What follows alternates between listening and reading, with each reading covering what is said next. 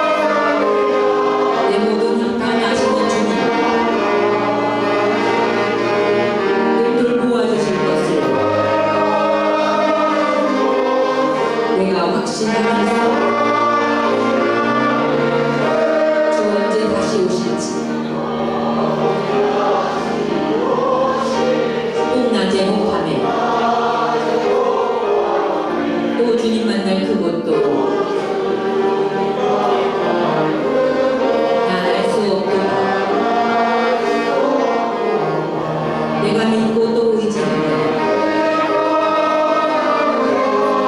내 모든 형편하시는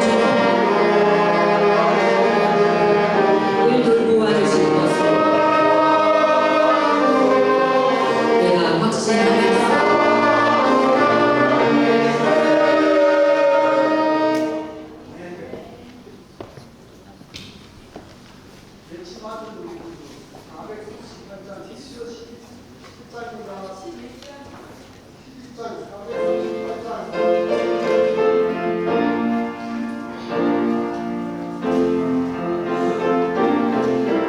죄짓 많은 우리 구주,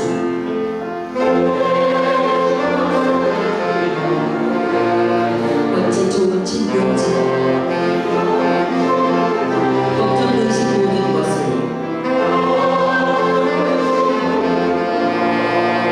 구한 사람 복받네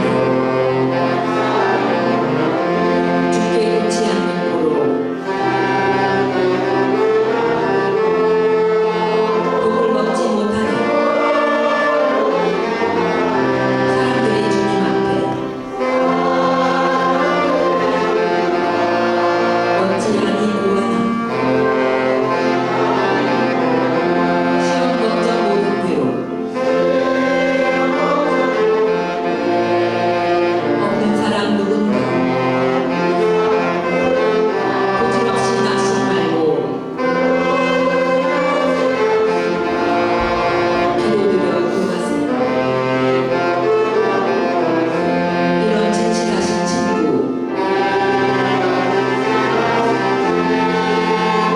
찾아볼 수 있을까? 우리 약함하는 주께 어찌하니 구하나 일신되는 중한심을 아니 진짜 누군가 피난처한 구주 예수 기도드려 구하세요. 세상 친구 멸시하고 너를 조롱하고 예수 품에 흔히 안겨 위로하심 받겠네.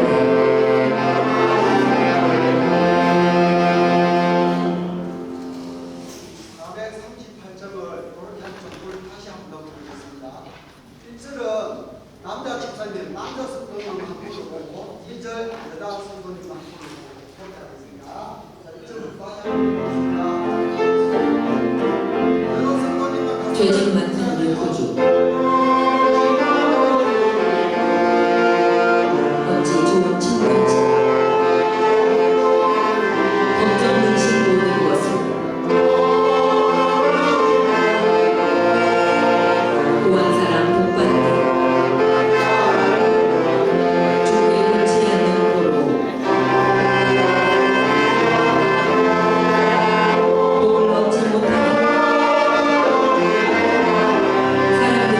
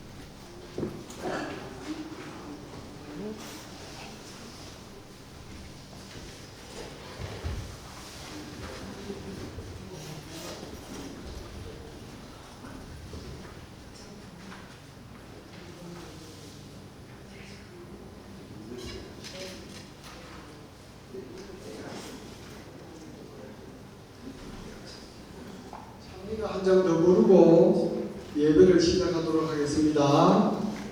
사천의 봄바람 불어와도 찬미가 612장입니다. 피스로는 8장입니다.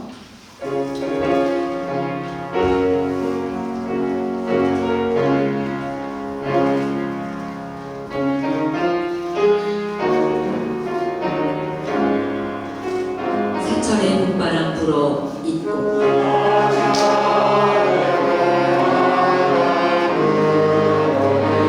하나님 아버지 모셨으니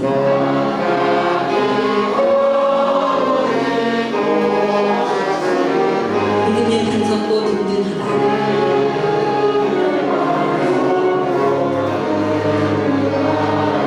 우리 집 즐거운 동산을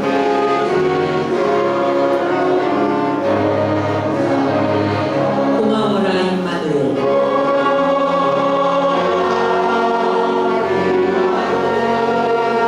예수만 섬기는 우리 집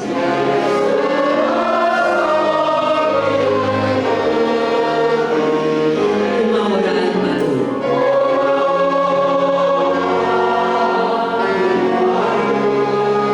복되고 즐거운 하루하루.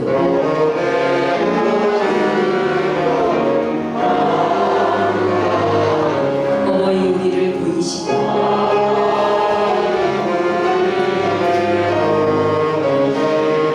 동기들 사랑에 뭉쳐있고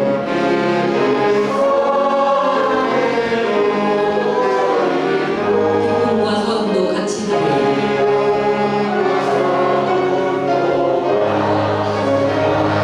한 칸의 조가도 천국이라.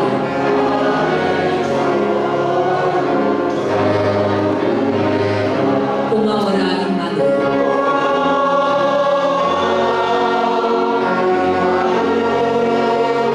예수만 섬기는 우리 집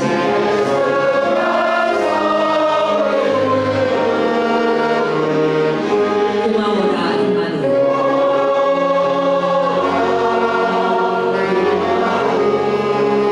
복되고 즐거운 하루하루.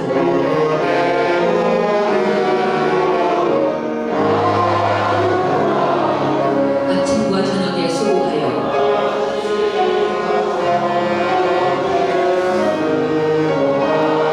다 같이 일하는 온 식구가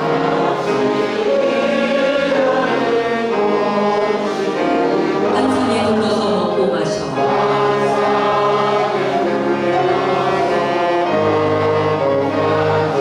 여기가 인간의 낙원이라.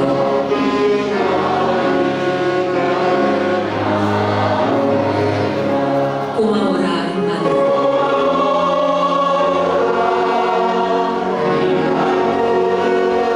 예수만 섬기는 우리 집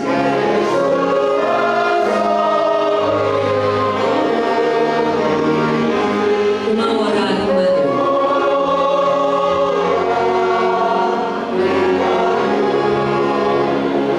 복되고 즐거운 하루하루.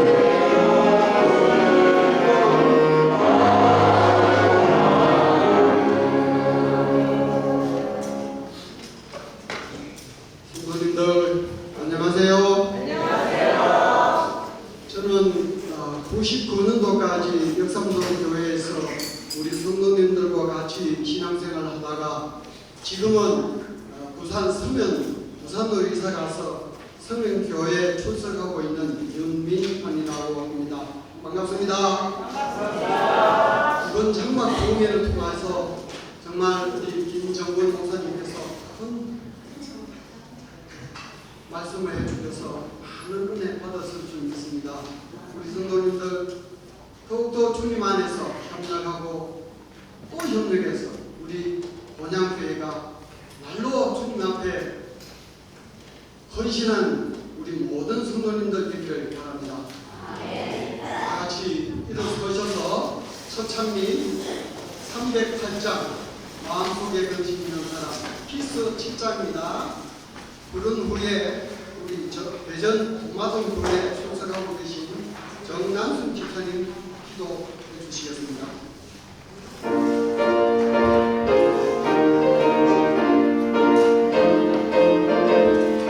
마음속에 근심 있는 사람 마음속에 근심 있는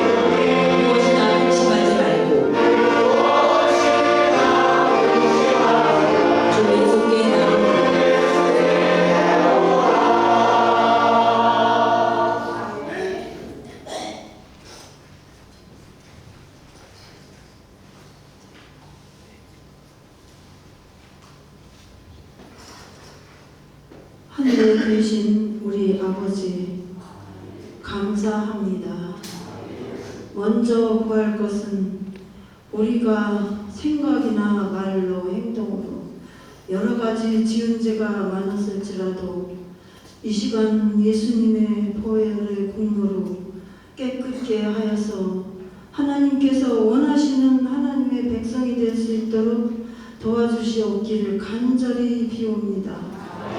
또 일반 교회에서도 간소하게 장막회를 하는데 우리 한발 뛰기도 어려운 우리에게 이렇게 뜻깊은 성회를 베풀어 주시니 감사합니다.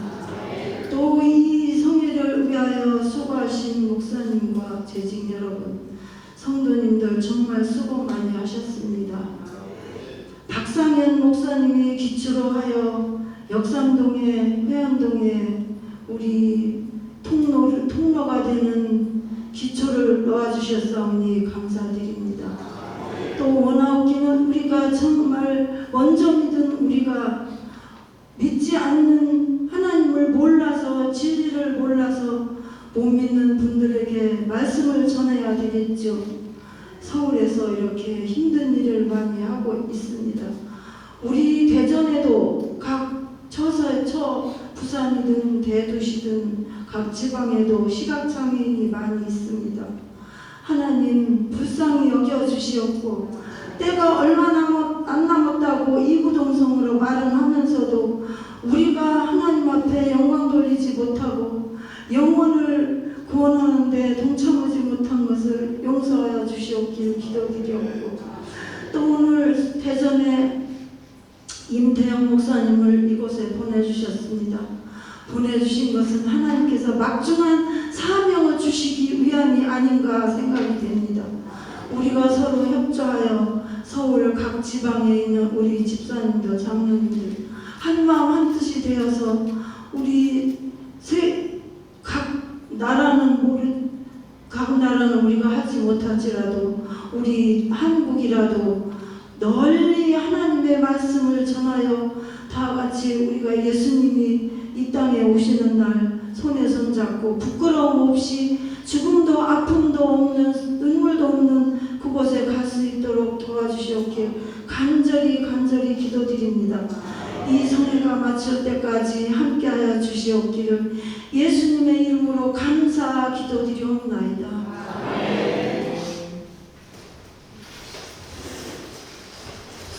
네, 모두 자리에 앉아주시고요. 우리 김정호 장로님 팀 악기 연주 들은 다음에 김정원 목사님으로부터 은혜의 말씀 듣도록 하겠습니다. 감사합니다.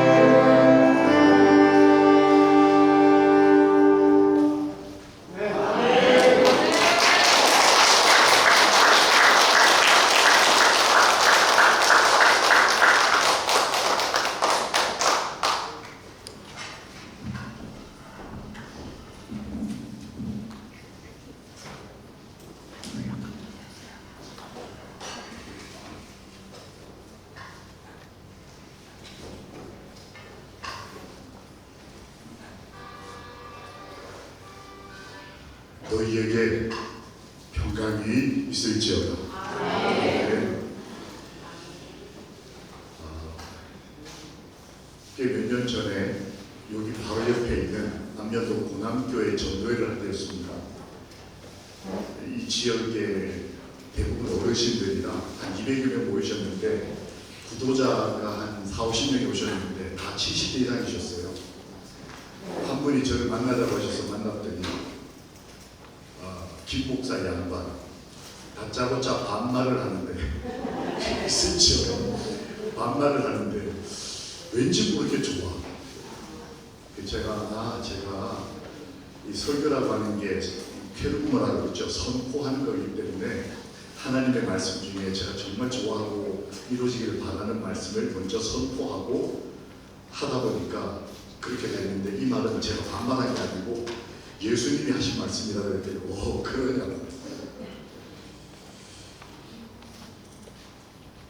너희에게 평강이 있을지어다.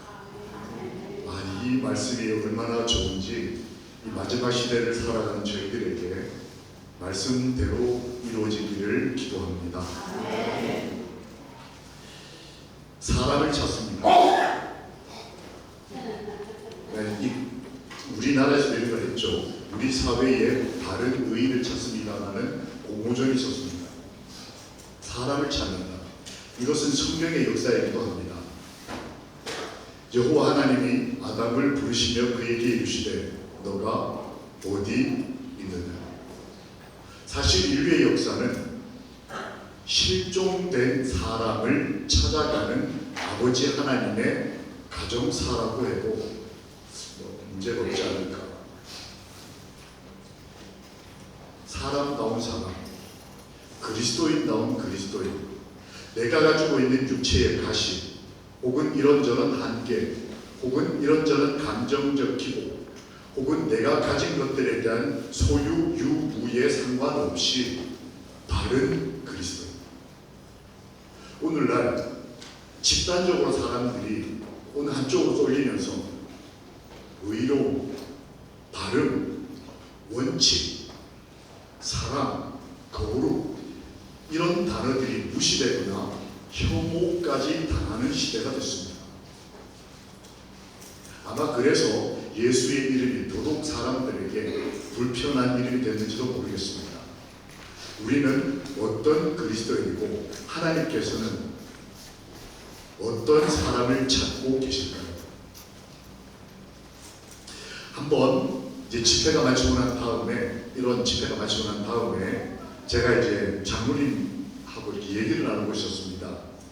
그 장로님이 제 큰형님 뻘되는 머리 허연 70대 후반에 아주 원로 장로님이셨어요. 저희 아버지를 기억하시는. 그래서 대화를 나누면서 이렇게 얘기를 하고 있는데 한 여집사님이 저 멀리서 김목사님 하고는 굉장히 반갑게, 그것도 큰 소리로 인사를 하셨습니다. 그래서 예배를 마친 이 좌중이 다 집중될 정도로 이렇게 큰 소리를 내셨어요. 그 사람들이 다 쳐다봤습니다. 도대체 저 여집사님이 저 목사를 어떻게 알아서 저렇게 반갑게 인사를 할까? 목사님 오실 때는 너무 반갑다고 인사를 하시고 난 다음에 저에게 이렇게 인사를 하시는 바람에 제 어깨에 힘이 들어갔습니다. 목사님은 언제 봐도 목사님 같으세요. 그러는 거예요. 제가 기분이 좋았을까요? 별로였을까요? 이거 제가 딱 듣는 순간에 어깨 힘이 나는 밥을 먹을 때도 목사, 뭘 해도 목사같이 보인다. 이거 굉장히 좋은 칭찬처럼 제가 들렸기 때문에 기분이 굉장히 좋았습니다. 제가 씩 웃으니까 옆에 장로님 끄떡 해주셨어요. 다행히. 근데 이분이 저한테만 인사를 하신 게 아니고 제 옆에 그 장로님, 현민 장로님이셨는데 장로님한테도 장로님 반갑다고 인사를 하고 난 다음에 장로님은 언제 봐도 예수님 같으세요.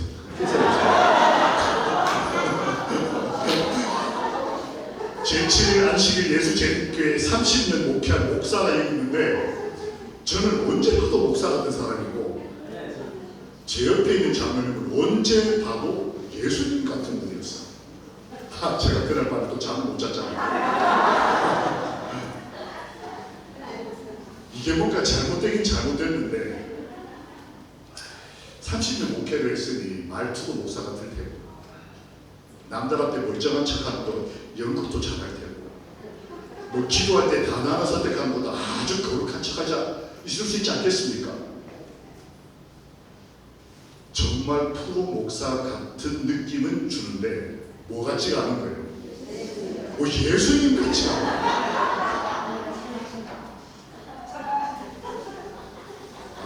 참. 이러고도 목회를 계속하는 거 보면 우리 하나님 참 마음이 넓으신 분이셔요. 우리는 어떤 그리스도입니까? 안식일교회. 야, 온갖 장애를 이루어주고도 진리를 지키는 사람. 의를 위해서라면 뭐 붉은 띠 내고 막 광장 나가도 전혀 뭐 나 생사욕을 가리지 않는 그런 용감한 사람. 남들이 나를 평가하면 많은 판단 기준이 있을 겁니다.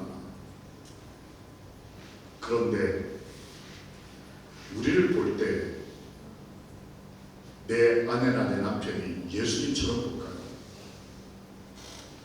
내 자녀들이 나를 볼 때 내가 화가 났을 때, 내가 며칠 잠을 못 잤을 때, 내가 가지고 있는 걸 잃어버렸을 때, 내가 남에게 억울한 어떤 송사를 당하거나 비난을 받을 때 내 모습을 보고 내 자녀들이 아버지는 어머니는 그래도 예수님 닮으셨어요 라고 할까요?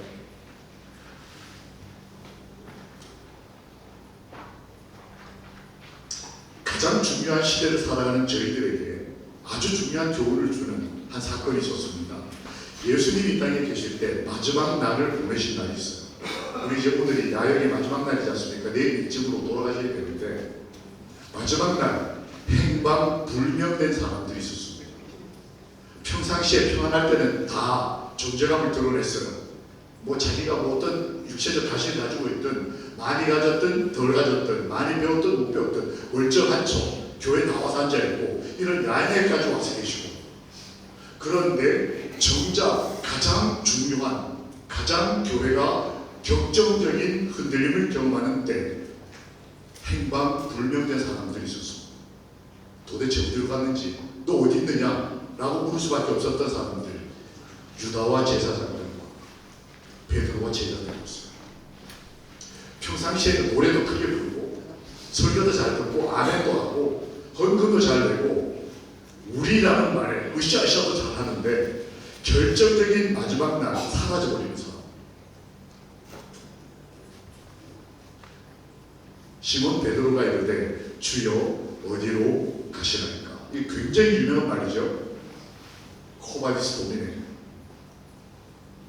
이때가 언제였냐면 예수님께서 나 십자가의 길을 가 3일 뒤에 죽을 거거든. 그 다음에 다시 부활할 거거든. 이 설교를 최소한 3번 이상 반복하고 난 다음에 십자가의 길을 가고 계시는데 베드로가 뭘 묻는 거예요? 어디로 가십니까?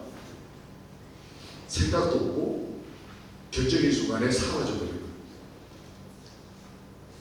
그런데 유다는 어땠을까요? 제자들 가운데 가장 탁월했던 사람, 가장 똑똑하고 제자들 중에서도 가장 인정받던 지혜롭고 미남하고 그리고 하나님을 위해서 충성을 다바치고 가장 큰 자기 희생을 치는 사람. 그 똑똑한 사람이 나사렛 그 목수 출신 청년을 따라간다는 건 어부야 따라갈 수 있죠. 근데 이 똑똑한 사람이 예수라는 청년을 따랐다는 것은 제자들 가운데 아마도 돈 빼고는 돈 하면 마태 같은 사람이 있으니까 꽤 많은 희생을 치르고 예수를 따랐던 이 가룟 유다는 결정적인 날 행방불명이 됩니다. 유다가 곧 나갔다. 성경에 유다의 마지막 기도. 예수님이 성만찬을 하시면서 오늘 정말 중요한 날이거든. 내가 지금 이렇게 떡을 나눠주고 잔을 나눠주고 이거는 세상 끝날까지 뭐 기념할 정말 중요한 십자가의 길을 걷는 그 순간에 유다는 나가버렸다고 기록되어 있어요. 결정적인 순간에 나간 사람이었습니다. 그리고 사도행전 1장 20절에 보면 그의 직분을 다른 사람이 취했다. 교회가 제일 먼저 한 일은 신약의 초대교회가 제일 먼저 한 일은 복음을 전하는 일이 아니고 우리 가운데 행방불명된 사람, 그 사람의 이 빈자리를 채우는 일이 교회가 처음으로 한 일이었어요.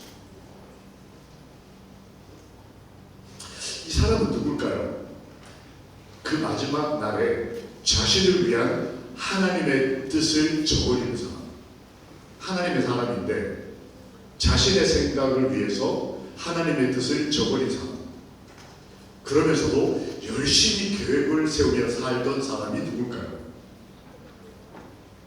바리새인과 율법사들이었습니다. 유다와 이렇게 관계를 맺고 작전을 짜고, 그래서 하나님께서는 지금 십자가의 길을 가겠다고 하시는데 이 안식일교인들은 그 중에서도 가장 원리주의적인, 가장 보수적인 안식일교인들은 유다와 계획을 해서 열심히 계획을 했는데 그 계획이 뭐냐? 하나님의 뜻을 저버리는 일이었다는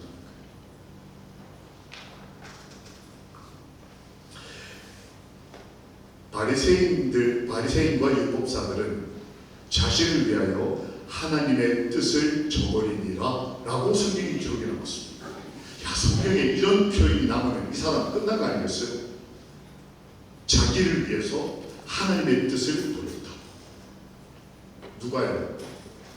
가장 안식일을 열심히 지켜서 어떤 장애와 어떤 육체적 가시를 가지고 있으면서도 어떤 남들의 불평등한 대우를 받으면서도 끈질기고 최선을 다해서 예수를 믿었던 사람이 마지막 날 자기를 위해서 하나님의 뜻을 저버린다. 오, 이거 그 뜻이라는 단어가 계획이라는 뜻을 포함하고 있습니다. 하나님의 계획은 이건데 이 사람들은 자기를 위하여, 이 자기를 위한다는 이 성경 표현을 엘렌 화이트가 이렇게 주석을 했어요. 첫 번째, 자기를 위한다는 게 뭐냐? 명예를 위해서다. 이 자존심 강한 사람. 의외로 교회 안에 자존심 강한 목사가 있어요. 저같이 죄인 목사가 자존심이 강해가지고 교회를 어지럽히는 거예요.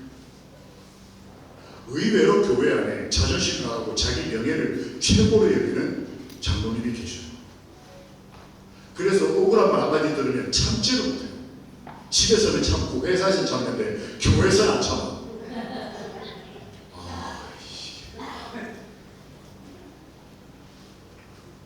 명예. 예수님은 하나님의 아들이라는 죄가 없으신 명예를 버리셨습니다. 죄인이 되셨어요. 아니, 죄 그 자체가 되신 분이죠. 근데 우리는 그분을 따르는 사람들인데 나의 명예에 금이 가거나 누군가에서 억울한 대접을 받거나 어떨 때는 우리가 남에게 어떤 상대적 압박이나 불평등을 겪게 되면 가서 같이 와와 하는 거예요. 세상 사람들 하는 방법대로. 예수님 당시에 사람들이 그랬다. 평상시에는 멀쩡했는데 다 안식 잘 지키고 교인 같고 헌금 잘 내고 착했는데 결정적으로 자기의 명예나 자기를 향한 어떤 불평등 상황이 벌어질 때 그들은 예수를 죽여서 이거 정말 무슨 일이었어요. 두 번째, 자기를 위한다는 말이 다른 표현으로 보면 자신의 영향력을 유지하고 싶어한다. 그러니까 내가 이 교회 안에서 우리 집에서 존재감이 사라지는 걸 견디지 못하는 거예요. 친구들 사이에서 좀 소외되거나 왕따되는 거를 이상하게 저주처럼 느끼는 거예요. 그래서 요즘 젊은이들 가운데 자기가 가지고 있는 인격적 결함에 대해서는 자기 스스로 용서하고 넘어가지만 친구들에게 안식일 교인, 안식일을 지켜야 된다는 이유로 직장에서 좀 소외된다는 걸 견디지 못해요. 죄를 짓는 것에 대해서는 자유롭지만 사람들에게 비판받는 것을 견디지 못해서 교회를 차라리 떠날지언정, 하나님을 떠날지언정, 자신의 영향력이 친구들 사이에서, 가족 가운데서, 때로는 교회 안에서 내가 좀 있어 보여요. 여러분이 그렇다는 얘기가 아니고 제가 그렇다는 뜻입니다. 자기를 위한다는 말의 또 다른 표현을 엘렌 화이트이 이렇게 썼어요. 놀랍게도 자신을 위하여. 다른 말로 하면 성경 표현 그대로. 엘렌 화이트의 위대한 점 중에 하나는 하나님의 말씀에 대한 친절한 해석도 있지만 어떨 때는 너무나 엄중하고 정확하게 말씀 그대로 주석을 하실 때가 있어요. 그만큼 중요하다는 뜻이겠죠. 성경에 나오는 표현 그대로 엘렌 화이트 그대로 따가지고 거예요. 자기를 위하여라는 말을 굳이 다른 말로 안 해도 자기를 위하는 사람은 이렇다. 여기 제가 좀 괄호를 쓰고 누구누구는 이렇게 썼는데 누구인지 맞춰보십시오. 하나님의 계획을 따르기 위하여 기다리는 대신에 하나님의 사업을 위하여 계획을 세우려고 노력해 왔다. 누굴까요? 이 사람은 하나님의 계획을 따르기 위해서 기다리고 때를 기다리는 것보다는 하나님 사업을 위해서 밤새 계획 세우고 일 추진하고 사람들 끌어모으고 이렇게 일을 했다. 이게 누굴까요? 유다. 유다에 대한 시대 소망의 표현이에요. 그는 자신의 명예, 그 다음에 자신의 영향력, 그리고 사실은 엄밀히 말하면 자기를 위해서 열심히 하나님의 일을 하는데 다 자기의 명예와 자기의 영향력과 자신을 위해서 하는 사람이었다. 그래서 틀어지니까 사라져버렸다. 마지막 날 행방불명된 사람. 여기는 베틀클릭이라고 하는 미국의 우리 재림교회 본산지죠. 처음 우리 교회가 이렇게 자리 잡을 때 중요한 역할을 했던 도시에 있는 현재 태버너클 교회라고 장박 교회의 조금 옛날 모습입니다. 엘렌 화이트 시절에 150년 전에 4,000명이 모이는 큰 교회였어요. 지금도 4,000명 모이는 큰 교회인데 150년 전에 엘렌 화이트 시절에 이 4,000명이 모였으니까 저 교회 나중에 이렇게 설명을 드리시고요. 제가 이제 출장을 간 날 어떤 장로님이 김 목사님 혹시 베틀클릭 가보셨냐고 못 가봤다고 했더니 저를 여기를 데려가셨습니다. 이제 거기 가면 우리 교회의 유적지가 여러 개가 있습니다. 시조사, 그다음에 여러 유명한 켈로 의사의 위생병원 이런 유적지가 있는데 저를 딱 데려가서 처음에는 공토로 데려갔습니다. 갔더니 여기는 시조사가 있던 자리입니다. 그러는 거예요. 여러분 시조사 있던 자리인데 시조사가 지금 없는 이유가 뭘까요? 불이 났어요. 시조사에. 불이 난 이유가 뭐냐? 시조사가 운영난에 빠져서 현금이 필요했기 때문에 당시 시조사 운영위원회가 엘렌 화이트 선지자 모르게 회의를 해가지고 뭘 결정했냐면 시조사 윤정기에다가 프린트기에다가 연애 소설을 출판해가지고 팔아서 그 돈으로 시조사를 이렇게 운영하려고 비밀 운영에 결의를 했어요. 근데 그걸 엘렌 화이트 계시 중에 알고 그렇게 하면 안 된다고 기별을 보냈습니다. 근데 시조사가 그걸 무시했어요. 무시하고 이제 돈이 필요하니까 요즘만 돈에 의해서 기관을 운영하려고 하는 게 아니고 그때도 그런 사람이 있었나 봐요. 그래서 선지자가 그러면 안 돼 얘기를 하는데도 그 소설 원판을 윤정해 놓고 돌리는 그날 밤 불이 났어요. 근데 이제 시 소방서의 기록이 여기 목사님들은 다 배우셨을 겁니다. 소방차들이 와서 물을 붓는데 물을 붓는 게 아니고 뭐 붓는 것 같았다. 기름을 붓는 것 같았다. 불이 꺼지는 게 아니고 막 이렇게 가서 완전히 전소했습니다. 중요한 교훈이 남았어요. 좀 배운 데였어요. 학교에서 배운 곳을 제가 가고 온 거예요. 아 그러냐. 그 다음에 이제 유생병원. 엘렌 화이트 시절에 그 병원은 전 세계에서 몇 손가락에 꼽히는 큰 병원이었습니다.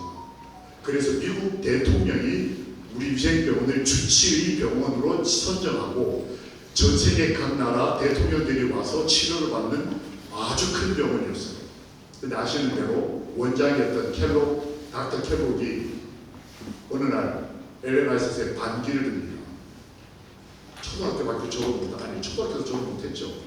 그 배우지 못한 한 할머니가 계속 이렇게 요즘 말하면 딴지를 거는 거예요.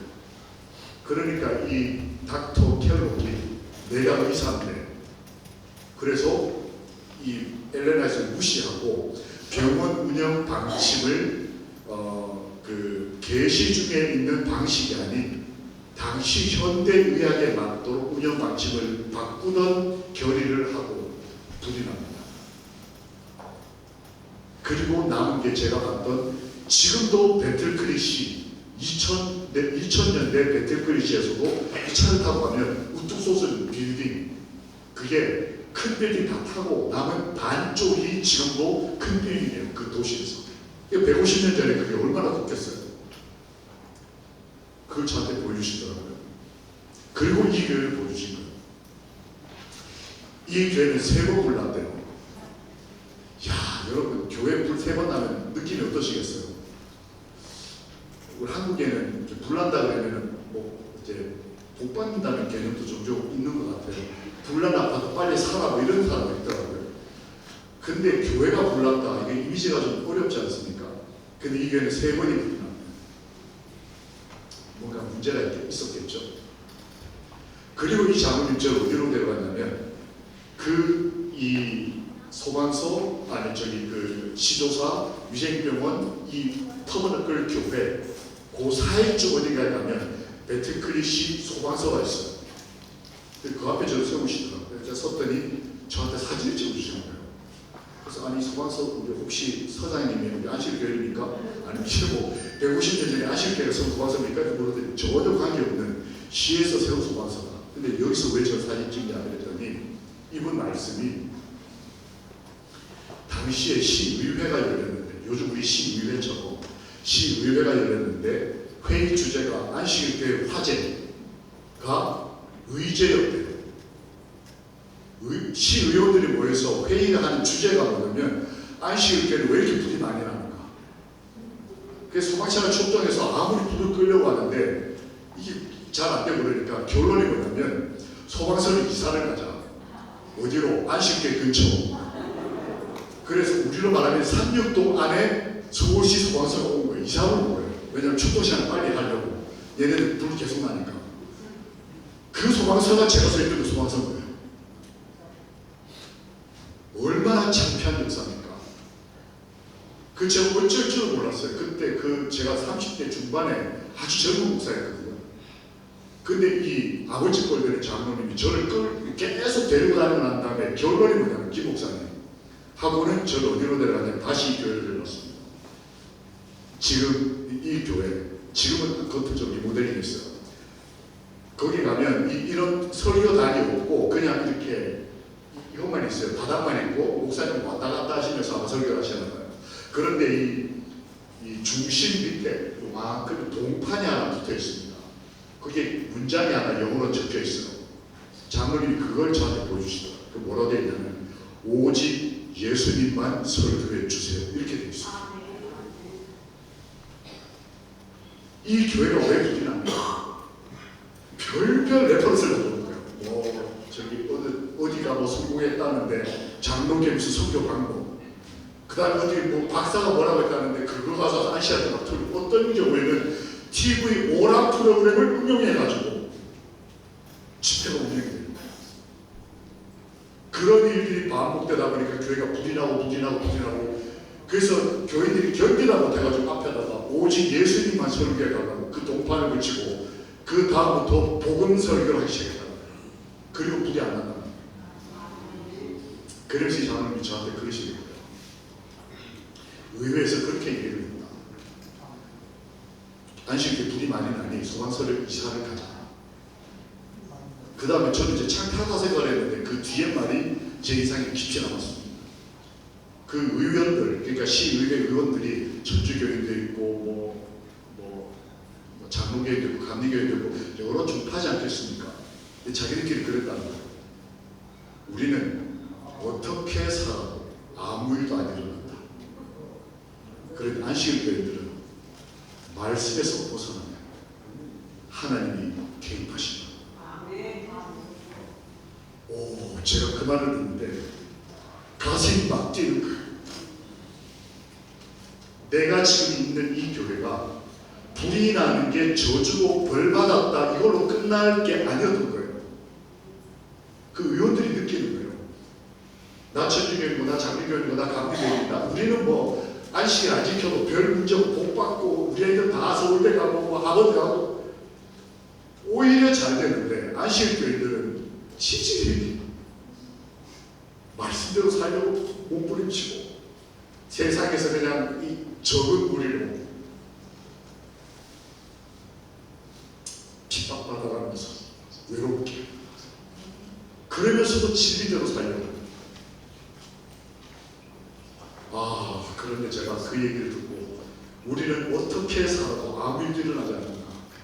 그런데 제 친일 안식일 예수 제일교회는 말씀에서 조금만 벗어나면 하나님이 직접 개입하시고 이 얼마나 위대한 평가입니까?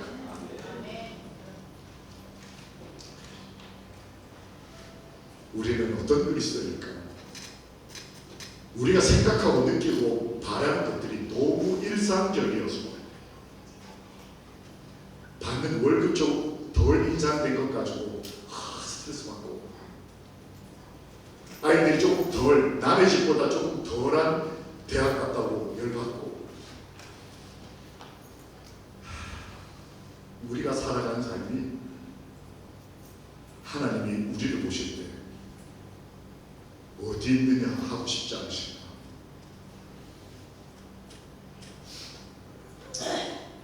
베드로는 예수님은 정확히 알고 가시는데 어디로 가냐고 묻고 결정적인 순간에 나는 그를 모른다고 얘기하면서 사라져버립니다. 행방불명 베드로, 행방불명 유다. 십자가의 길에서 어디로를 외치고 예수님이 그렇게 설교하셨는데 내가 다시 부활할 거야, 나 죽을 거야 여러 번 얘기하셨는데 예수님의 그 큰 사랑 앞에서 예수님을 미처 하루도 알지 못했던 것처럼 등을 돌리는 이 베드로를 보고 예수님이 눈이 마주쳤다고 이렇게 있지 않습니까? 여러분 예수님 재림하실 때에 물론 첫째 부활에는 의인들이 부활할 것 같지 않습니까? 근데 만약 제가 부활을 했는데 이게 첫째 부활이 아니고 일어났는데 둘째 부활인 거예요. 근데 딱 예수님하고 눈이 마주친다고 상상해 보셨습니까 혹시? 이야 기가 막히네. 베드로가 맹세하고 또 부인하여 가로되 내가 그 사람을 알지 못하노라. 이 말은 다른 말로 하면 내가 그 주님의 사랑을 내가 못한다. 이 말이지 않았을까요? 이걸 시대소가 이렇게 표현했습니다.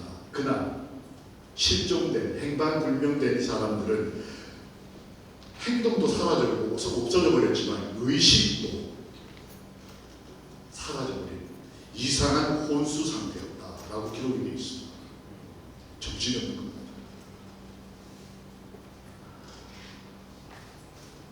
더 심각한 행방불명, 의식 불명자가 혹시 나 자신이 아닐까?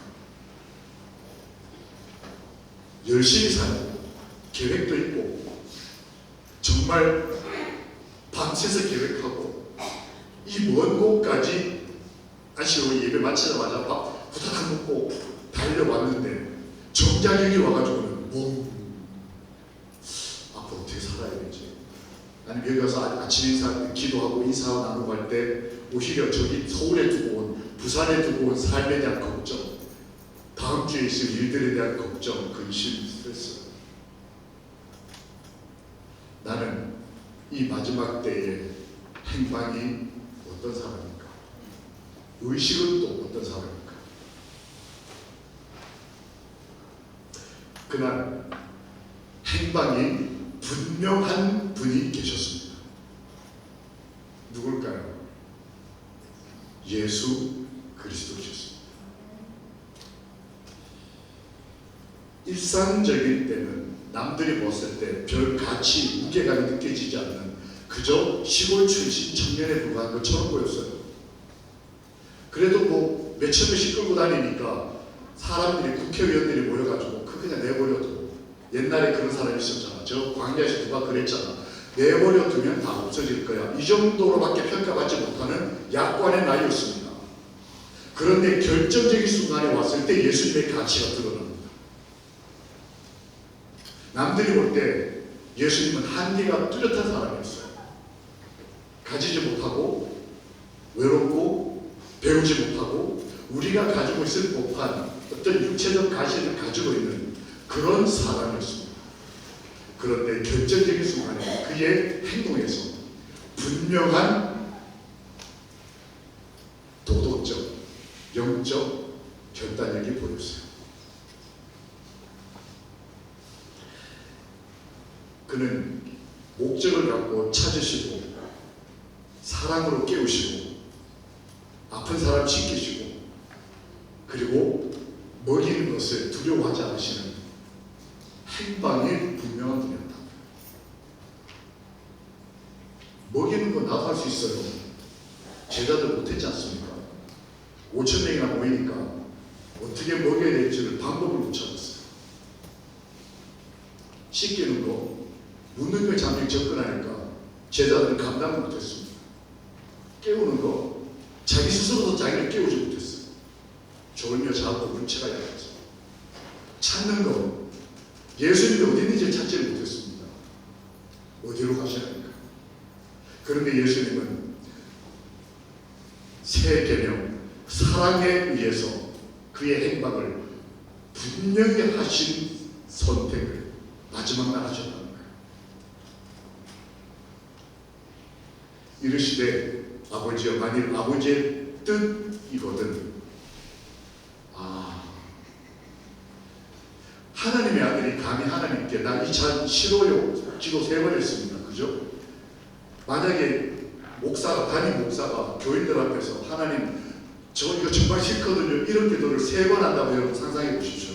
그 담임 목사로서의 영적 결단력 실격이지 않겠습니까?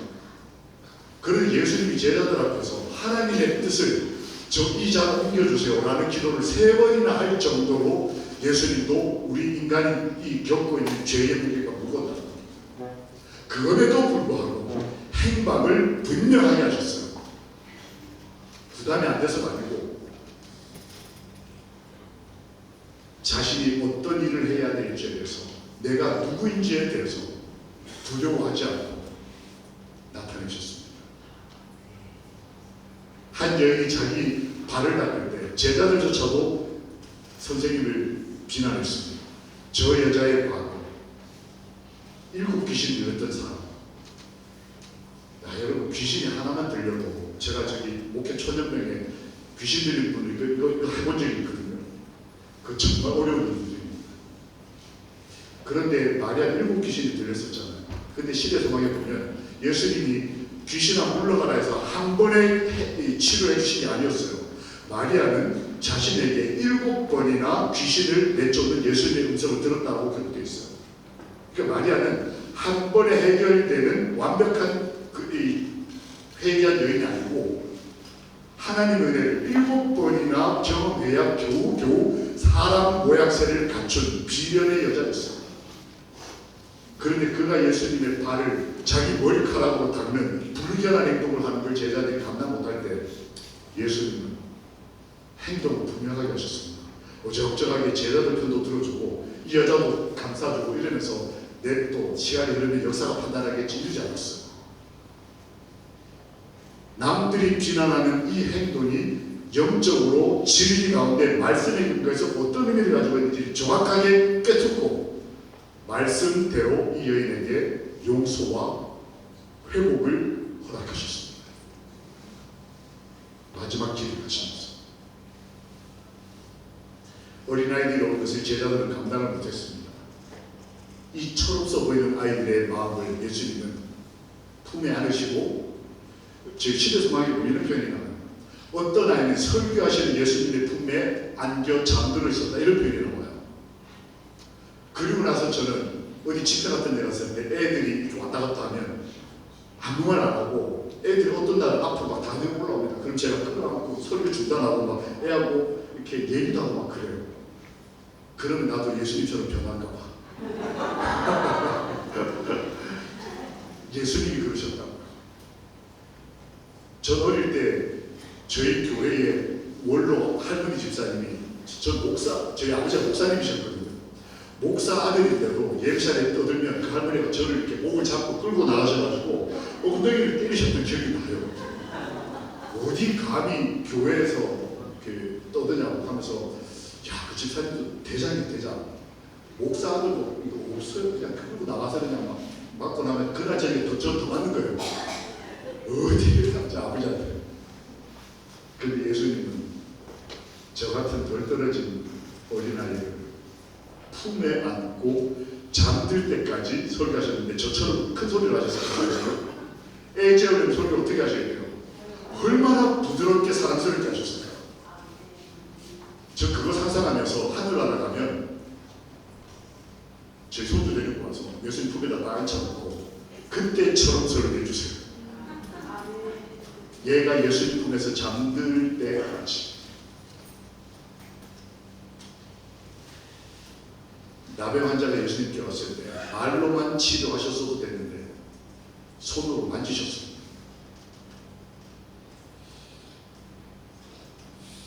저는 이 장면이 너무 좋습니다. 이 땅에 오셔서 죄인을 만지시는 아버지, 아니 죄인이 되어주시는 아버지,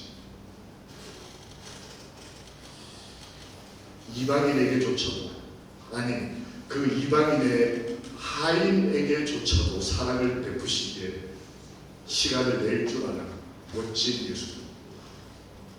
이 하나님의 아들이 얼마나 바쁘시겠어요.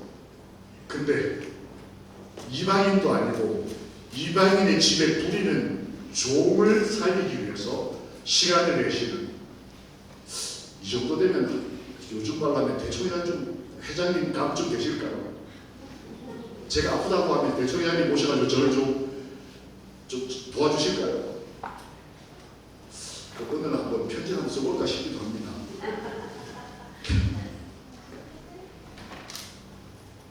예수님은 저희들의 심령을 울리셨으며 공감들을 일깨우셨다. 예수님은 동기와 목적이 분명했기 때문에 행동이 밝고 선명했습니다. 하나님의 뜻과 계획에 근거해서 사셨습니다. 우리가 그리스도인이라면 마지막 때에 이런 사람이 있어야 하는 거예요. 자신을 위한 것이 아니라 하나님의 계획을 위해서 선택을 하셨습니다. 그것이 구원의 계획이었습니다. 지금 제가 세 가지 표현을 썼는데 보이시는 분들은 다 같은 말 같지 않습니까? 그렇죠? 아까 자기를 위하여는 엘렌 화이트 각자 다르게 주석을 했어요. 세 가지나. 그런데 예수님의 동기와 목적은 비슷비슷해요, 표현. 근데 다 레퍼런스 다 달라요. 다른 말로 하면 예수님은 동기가 동일했다는 거예요. 누가 봐도 선명했다는 거예요. 여러 가지로 해석할 여지가 전혀 없었다는 거예요. 예수님은 오직 하나님의 뜻과 계획과 그것이 기록된 말씀에 따라 사셨다는 것이 예수님의 행동이 분명한 것에 대한 확실한 증거였다는 것입니다. 함께 읽어보실까요? 시작.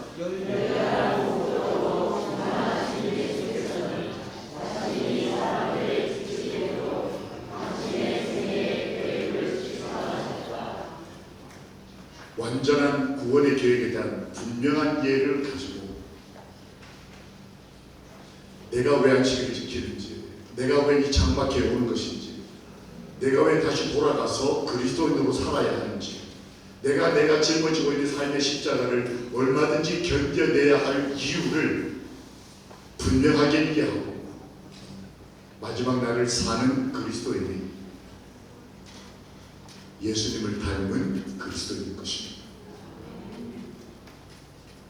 예수님은 행동만 분명한 게 아니고 의식도 분명했어요. 사랑하시되 끝까지 사랑하십니다. 그러니까 의식이 분명했던 거예요. 무작정 오도받고 채찍받고 오도받고 무작정 끌려가고 무작정 못 박힌 게 아니라 정확한 의식을 가지고 그것에 따라서 행동을 분명히 했다라고 하는 것입니다. 너희가 믿게 하려 합니다 라고 하는 동기, 의식을 분명히 가지고 있습니다. 혹시 이런 얘기 들어보셨습니까? 하나님의 계획 속의 계획. 이걸 예수님은 내가 지금 살아가는 이 삶, 이것은 하나님의 큰 계획 속에 있는 내 계획으로 주셨다고 믿은 것입니다. 그래서 고난도 이건 하나님의 계획 속에 있다. 축복도 이건 하나님의 계획 속에 있는 거다 라고 받아들이는 거예요. 이걸 에스겔은 이렇게 썼습니다. 보이시는 분 금방 이해하실 거예요. 바퀴 속의 바퀴. 큰 바퀴는 하나님의 계획이고 그 안에서 다른 방향으로 도는 것 같은 작은 바퀴는 내 인생이고 방향은 다른 것처럼 보이고 방향이 이렇게 가는 것처럼 보이지만 실제로 내 인생보다 더 큰 하나님의 바퀴 계획이 있어서 인류의 역사뿐만 아니고 나와 내 가정과 내 교회를 이끌어 가신다는 것에 대한 분명한 의식과 믿음, 그것에 따른 행동. 예수님의 사업의 모든 부분이 마치 모든 것이 사이좋게 움직이는 바퀴 속의 바퀴처럼 모든 다른 부분에 의존하도록 그분은 계획하셨다.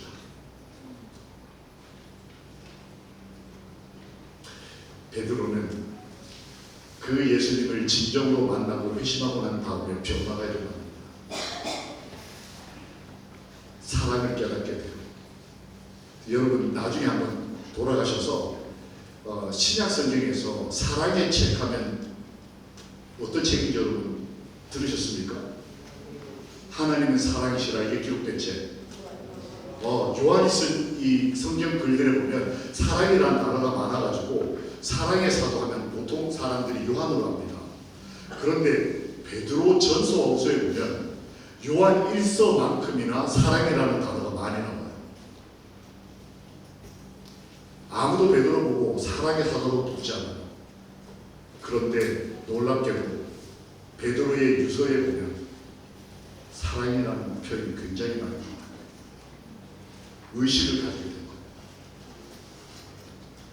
먼저 이것을 알지 말세에 내가 마지막 때 예수님의 마지막 날 집회를 했는데 진짜 세상 말세에는 사랑하는 자들아 이러지 마라. 이 말을 지금 베드로가 하고 있는 거예요. 이것을 알라. 나는 그때 몰랐다. 사도 바울도 얘기합니다. 창세로부터 그에 보이지 않는 것들, 곧 그의 영원하신 능력과 신성이 그가 만드신 만물에 분명히 보여 알게 된다. 마지막 때가 될수록 스마트폰, 뉴스, 돈, 금괴, 혹은 좋은 직장, 혹은 민주주의, 혹은 사회적 편견이라는 표현, 여러 가지 것들에 의해서 우리 의식이 자꾸 혼수 상태로 가는, 뭘 더 생각해야 되고 뭘 더 주의 깊게 집중하고 깨어있어야 되는지를 흐트러뜨리는 세상에서 주님은 계속 말씀하시는 거예요. 분명히 알라.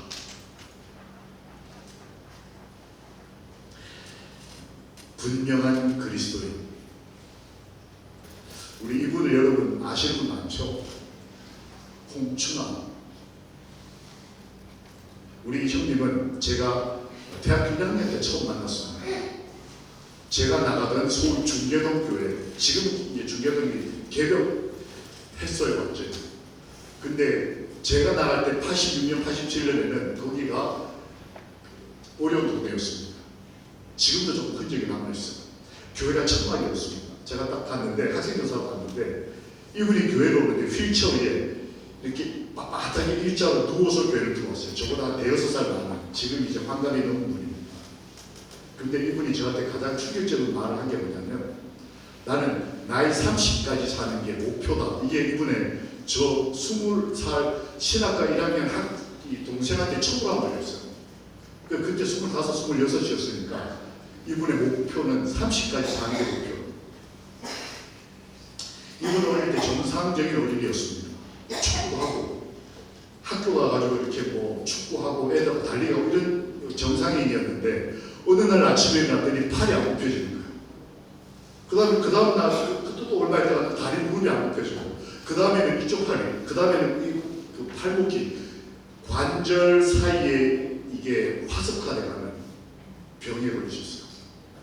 그래서 초등학교 시절부터 제가 만난 그때까지 이게 이제 심화돼가지고 척추도 굽혀지지 않아서 휠체어에 앉는 게 아니고 이렇게 빳빳하게 눕혀서 얹어서 오는 입장이었어요.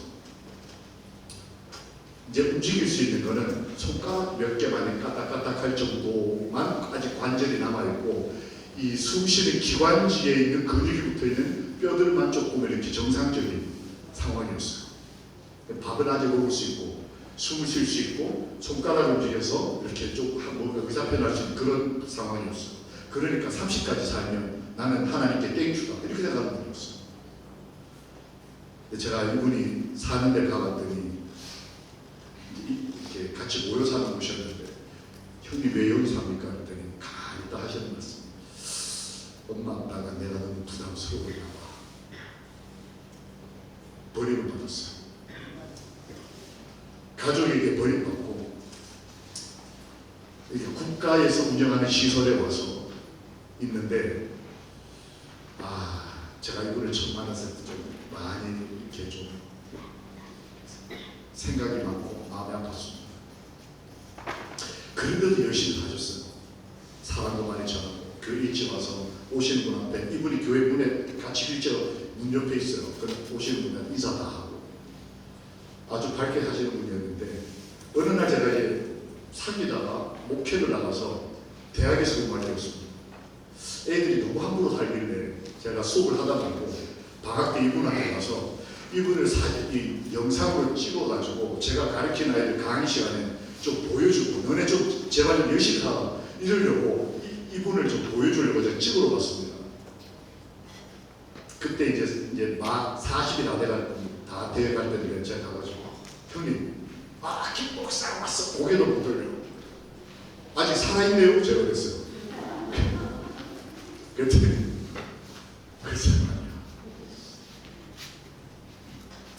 근데 이분이 어디 있었냐면 서울에 있는 중교동에 은행 사거리라고 큰 대로가 있습니다. 사거리가 있는데 그 한 귀퉁이에 있어서 제가 카메라를 들고 이렇게 쭉 가면서 촬영하면서 들어갔어요. 이제 라이브로 찍는다고 이렇게 쭉 가서 이제 형님 좋았어요. 김사 이렇게 된 거예요. 이렇게 쭉 찍었는데 뭐 하시냐고 했더니 사진 보는 대로 휠체어 앞에다가 나무 판자 얹어놓고 예언의 딱 얹어놨어요. 이건 500원, 이거는 공짜, 이거는 뭐 3,000원 이렇게 700원 해놓고 문서 전도를 하고 계시더라고요. 형님 지금 뭐 하는 거냐고. 내가 지금 전도하고 있잖아. 그랬죠. 그건 알겠는데 이거 저기 동계산 어떻게 하냐 뭐 이렇게 궁금하지 않겠습니까? 그래서 손도 제대로 못 드는데 그때 이분이 하는 말씀이 그거예요. 어떤 사람은 와서 이렇게 돈을 놓고 가고 어떤 사람은 그냥 들고 가는 사람도 있고 어떤 애들은 와서 놀리고 그래도 꿋꿋하게 비가 오나 눈이 오나 이렇게 형님 여기 하루 종일 이렇게 있는 거냐고 그렇다고 그러면 화장실 어떻게 가냐 여기 이렇게 누워 있으면 남이 도와주지 못하면 화장실도 못 가는 거냐 화장실 어떻게 가냐 그랬더니 나는 복음 전하면 나는 전날부터 물을 마시잖아. 화장실 갈까봐 전날부터 물을 마시자는 거예요.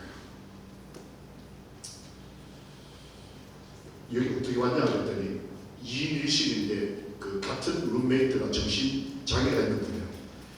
이분이 자기를 빌어다가 집에 일단 갔다 오면 하루 종일 거기서 문서전도 하고 오후에 와서 데리고 간다는 거예요. 그 밥을 어떻게 먹냐 했더니 나는 복음 전하면 나는 밥을 먹지 않아. 이 목사는 밥 먹어가면서 목회하거든요. 근데 어떤 그리스도인은 자신이 가진 한계를 뛰어넘기 위해서 밥 먹는 것쯤은 아무렇지도 않게 나는 복음 전하면 나는 밥 먹지 않아.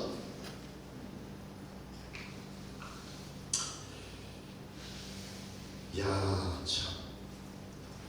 그 제가 이제 그러냐고 책 많이 팔았냐고 그랬더니 어떤 사모님이 오시더니 이분한테 내가 이 책을 좀 사고 싶다고 그러더라고요. 그래서 그러시라고 가져가고 그 돈을 꺼내서 이 돈 어떻게 하면 되냐 했더니 자기를 뒤집으라고. 이분은 자기 혼자 얘기 안 돼요.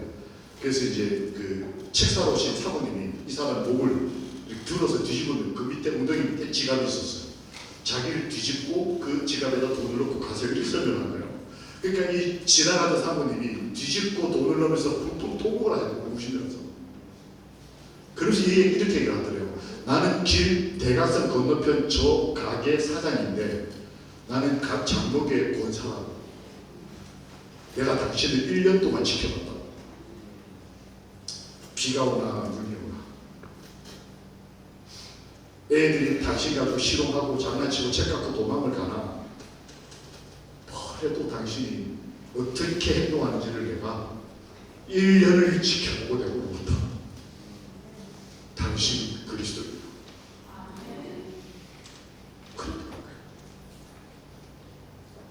제가 이분은 이제 그런 퇴근을 제가 시켰습니다. 이렇게 해가지고 이제 재활원에 이렇게 모시고 갔어요. 밥을 먹는데 옆에 룸메이트 밥을 가졌는데 이런 양은 냄비에다가 국, 밥, 반찬 다 이렇게 싸가지고 막 이렇게 싸서 왔어요. 제가 속이 좀 상했습니다. 복음 전하고 왔는데 밥을 이렇게 먹는 밥처럼 이렇게 담아가지고 와서 제가 좀 속이 상했는데 아니 괜찮다고. 이거 내가 일부러 이렇게 떠달라고 했다고. 그러고 보니까 안식일 교인이 그 재활을 혼자예요. 혼자. 그러다 보니까 안식일 교인이 남에게 자꾸 신세지는 게 너무 미안한 나머지 이분이 밥을 먹을 때만큼이라도 스스로 먹으려고 이렇게 팔이 굽혀지지 않아요. 그냥 손가락 이렇게 움직여지는데 조금만 들 수만 있는데 숟가락 끝에다가 이 대나무리만큼을 붙여가지고 그거를 이렇게 손으로 잡고 이 양은 냄비에 담겨있는 밥을 자기 발끝에다 갖다 놓고 그러니까 나무에 붙어있는 숟가락으로 밥을 퍼요. 그리고는 이걸 볼펜 돌리듯이 숟가락을 싹 돌려요. 끝이 앞으로 이렇게. 그걸 입을 벌리고 그걸 여기서 포크레인이 흡붙듯이 입 위에서 그 숟가락을 뒤집어가지고 음식물을 입 안으로 집어넣어요. 그렇게 밥을 먹는 거예요. 근데 이 양은 냄비에 밥이 이만큼 있는데 이게 얼마나 많이 연습을 했을 텐데도 이게 제대로 안 들어가요. 이렇게 해서 이만큼 쌓이는 거 중에 요만큼이 입 안으로 이렇게 들어가는 거예요.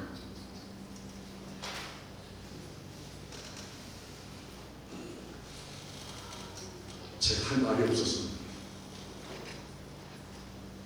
그분은 저보다 훨씬 더 행동이 분명하고 의식이 뚜렷한 그리스도인이었어요.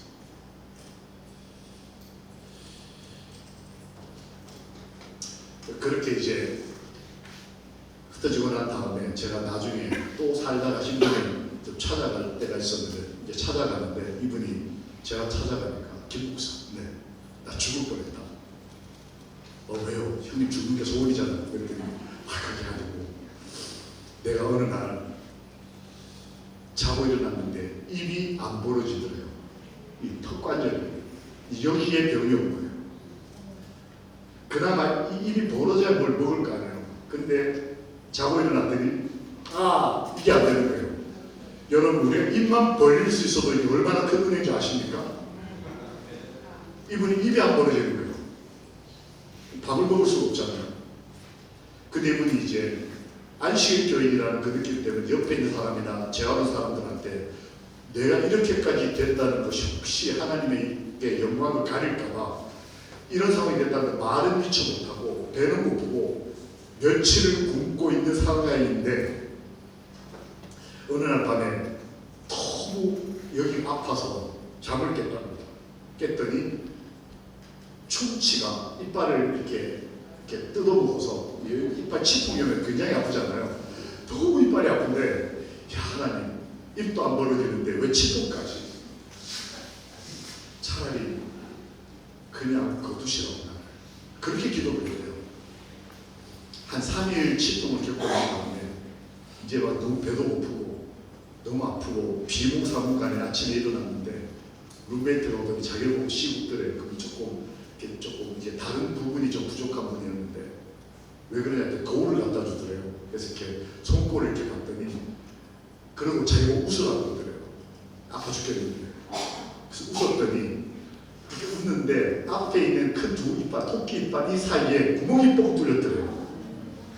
벌레가 이렇게 며칠 동안 파먹어가지고 충치가 구멍이 뚫릴 정도로 파먹어서 얼마나 이게 아팠겠어요. 구멍이 뻥 뚫렸는데 그 룸메이트가 가더니 밥을 믹서에 갈아가지고 빨대를 가져오더래요. 그 집분이 빨대를 이 사이에다 꽂고 그 믹서에 갈린 그 밥을 이빨 사이에 꽂은 빨대로 빨아먹으면서 하나님을 고맙습니다. 감사하기도 했고 김 목사 내가 아직 살아야 될 이유가 있다.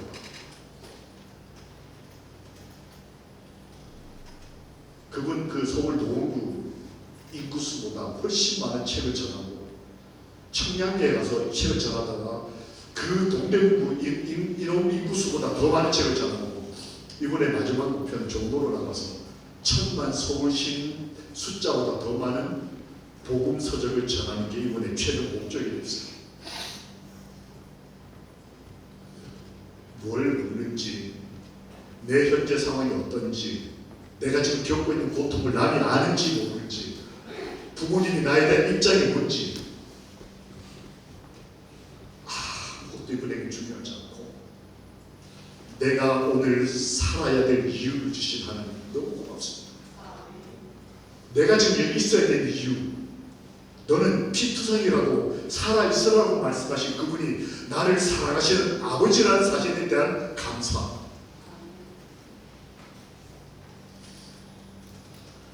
그분은 살아있더라고요.